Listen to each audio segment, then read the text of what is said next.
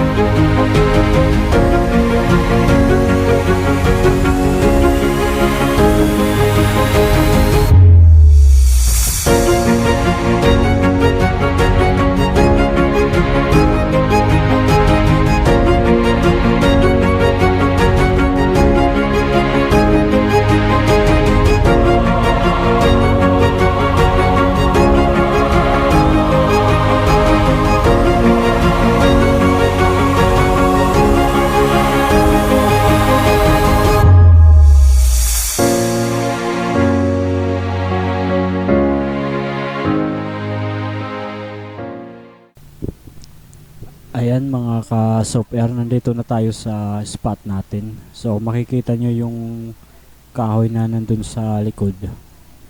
Yun yung madalas dapuan ng mga ibon.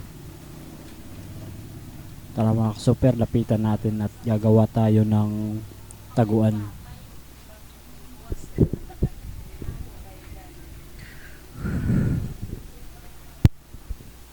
So dito nga mga ka-software, ito yung gagawin nating taguan. So nandun yung puno. So yung trajectory ng pilit natin, dito tayo tatago. Yung trajectory ng pilit natin papunta doon mga ka-software, para safe tayo. Kasi pag sa kabila tayo tumira, may mga bahay, posible baka may matamaan doon, delikado mga ka-software. So dito tayo. Stay tuned lang mga ka-software. Tara.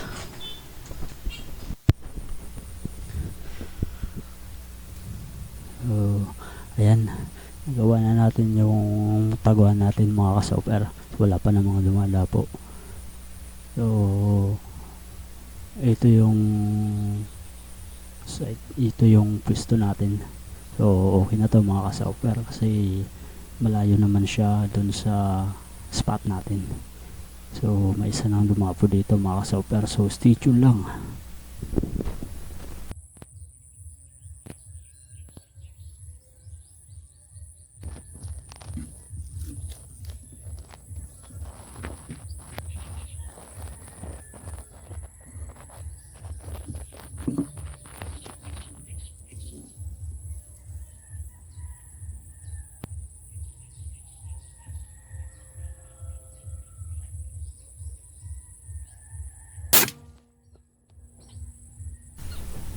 Bali nakadali tayo.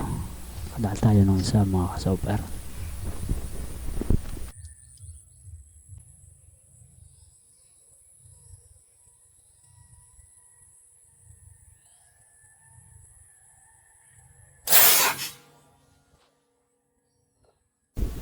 Yan, may dumapo na namang dalawa. So tara, tarahin natin.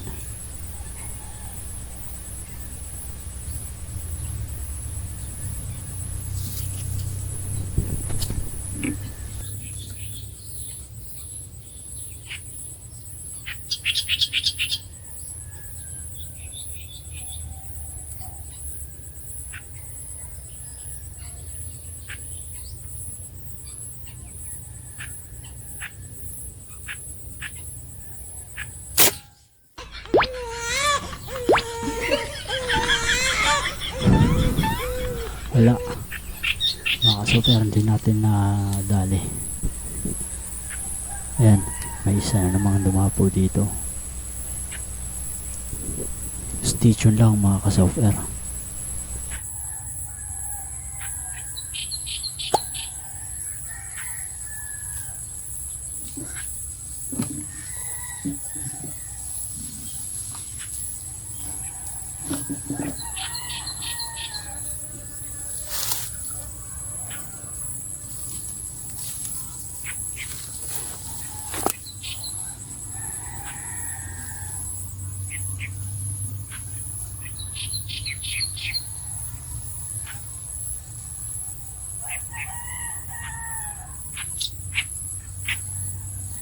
Yun, may sumama sa kanya, so dalawa na sila dun.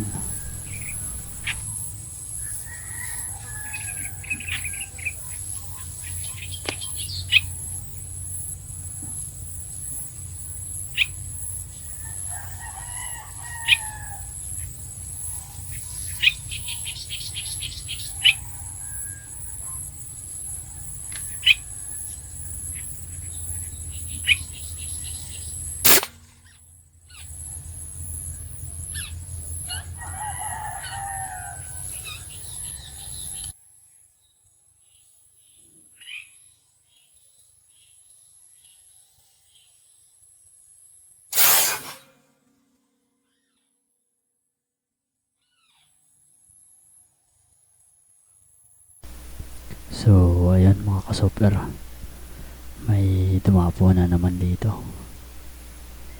Stay tuned lang.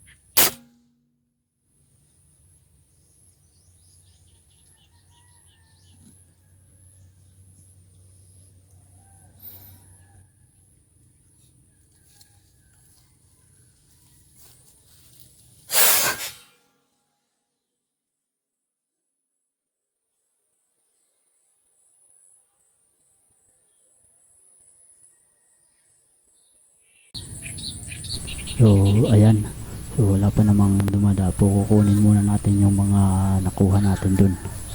Tara. So mga ka-software, pulutin natin yung mga nakuha natin. Sana mahanap natin. Mahirap kasi dito mga ka-software, sobrang kapal ng damo. Baka hindi natin makita kung saan sila nahulog. Sana makita natin mga ka-software. So stay tuned lang.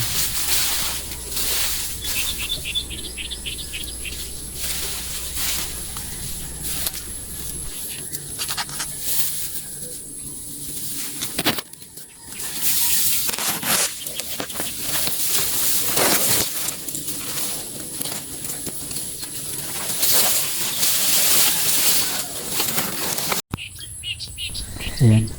So buti na lang nakita natin, nakasuksok siya dun sa mga damo. So matindi yung tama niya mga ka-software.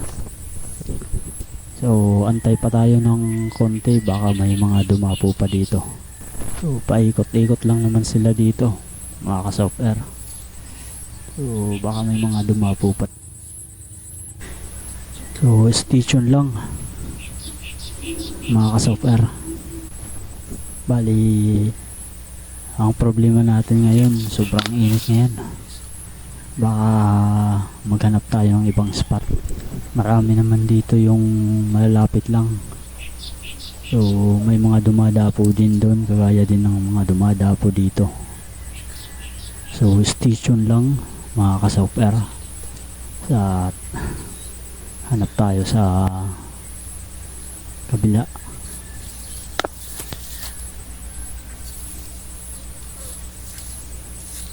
Bali ito pala yung airgun na ginamit natin dun sa unang episode ng hunting natin. So ito yung DIY natin na PCP. wala tayong binago sa setup niya. So ganun pa rin yung output niya, ganun pa rin yung setup ng scope niya. So yung output niya nasa 10 megapascal. Sana makita nyo mga ka-software. Ayan. So 1450. Ayan. So napakaganda ng performance niya. Maganda siyang tumama. So na-symbol lang natin to mga ka-software. So itong regulator na ginagamit natin ngayon, nabili lang natin to online. So yung Shanbao na built-in yung regulator niya. External din yung pag-a-adjust ng output. So napakaganda talaga mga ka-software. So stay tuned lang. Bali pumasok nga tayo dito sa taguan natin kasi napakainit dun sa labas. So balak natin ngayon maghahanap tayo ng ibang spot. So sana makakuha din tayo dun. So tara.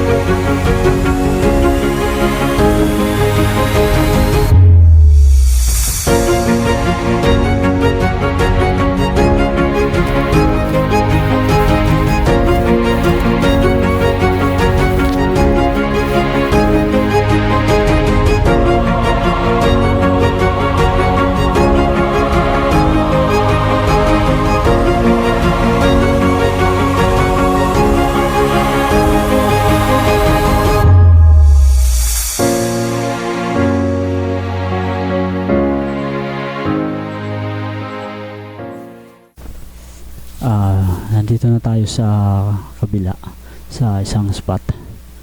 So ito yung madalas din nating pinaghahantingan, kaya lang walang masyadong dumadapo dito ngayon kasi wala na yung mga puno na kinakain dito. May mga punay dito na dumadapo mga ka-software. So nandito siya. Ito yung puno na pinaghahantingan din natin. So mataas siya. Ayan. So napakainit din dito. So maghahanap pa tayo ng iba. Puntahan pa natin yung mga ibang spot na pinupuntahan natin. So sana makakuha tayo dun. Dito tayo dadaan. So stay tuned lang mga ka-software at pupuntahan natin yung mga ibang spot. Tara.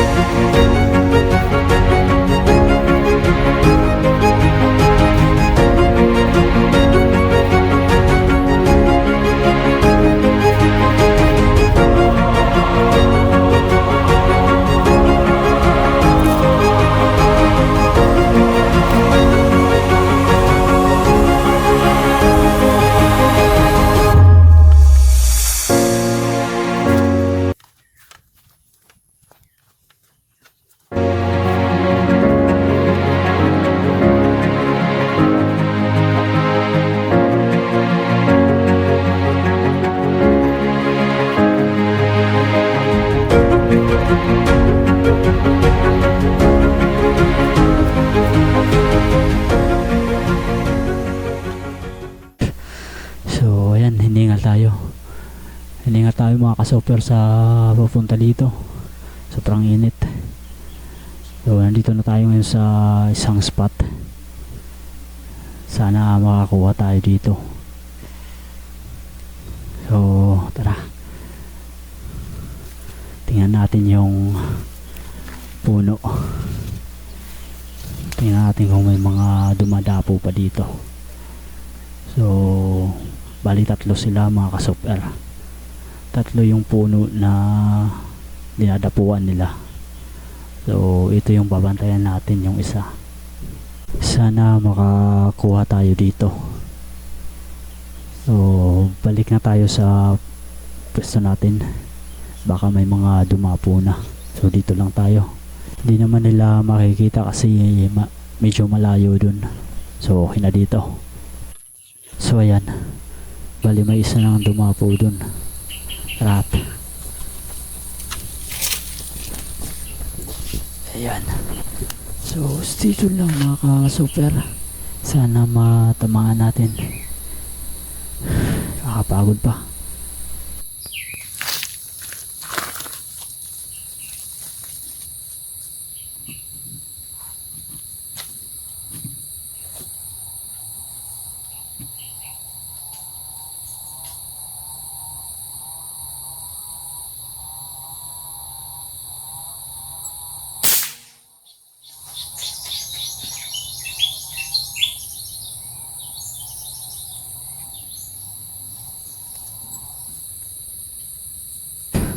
So ayan, natamaan nga natin yung isa mga ka-super.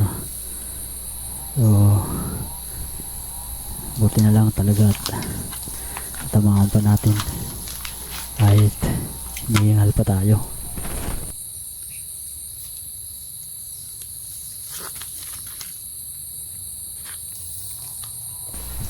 Tara, kukunin natin yung isa dun. Baka kunin pa ng iba. Samahan niyo ako.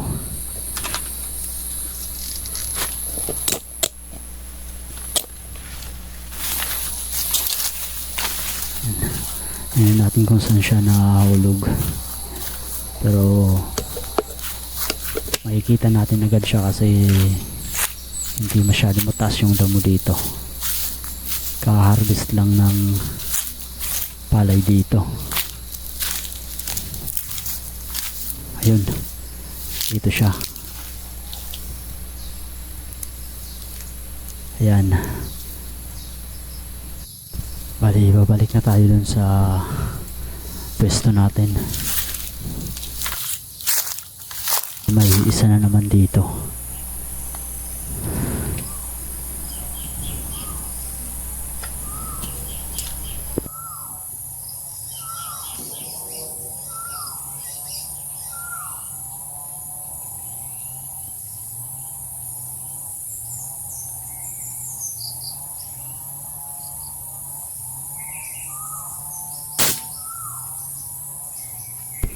Ayan, nahulog siya mga ka-super. So tinamaan natin.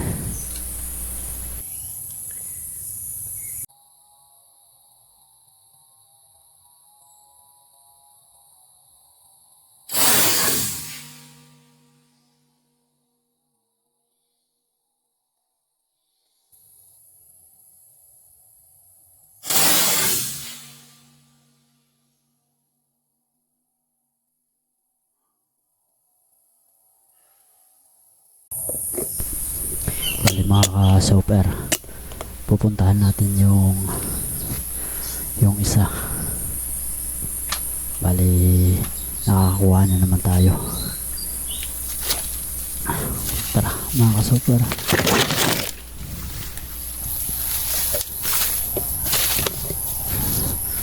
Tingnan natin kung siya sa nahulog. Hanapin natin. So dito siya banda. Dito siya banda na hulog mga ka-super. So ayun, dali lang makita dito mga ka-super kasi mababa lang yung damo.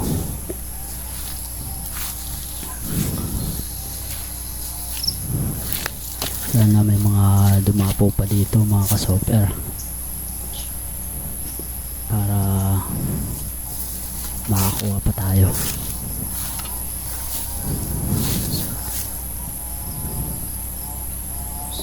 Yan. Yan sila dumadapo. Yan. Bali, antay-antay pa tayo ng konti. Stay tuned lang mga ka-software. At antay pa tayo. So ayan mga ka-software. At wala pa masyadong dumadapo dito. So lumipat tayo ng spot kanina kasi sobrang init dun sa kabila. Hindi talaga natin kakayanin dun, so nag switch tayo ng spot. Maganda naman at may mga dumadapo din naman dito. So ang kagandahan sa spot na to mga ka-software, nakakasilong tayo dito. So at pasensya na pala mga ka-software kasi hindi tayo masyadong kakapag upload ng madalas. Tuwing weekend lang kasi nagkakaroon tayo ng time mag-hunt. So sana sa mga susunod na video mga ka-software, samahan nyo pa ako sa mga iba pa nating hunting. So maraming salamat sa panonood mga ka-software. So stay tuned lang at titingnan natin yung mga location dito, yung mga iba pang spot. So thank you mga ka-software. At ulit maraming salamat sa panonood mga ka-software. So nag-decide nga tayo na umuwi muna. So doon tayo dadaan sa tabi ng ilog para makita nyo yung spot natin.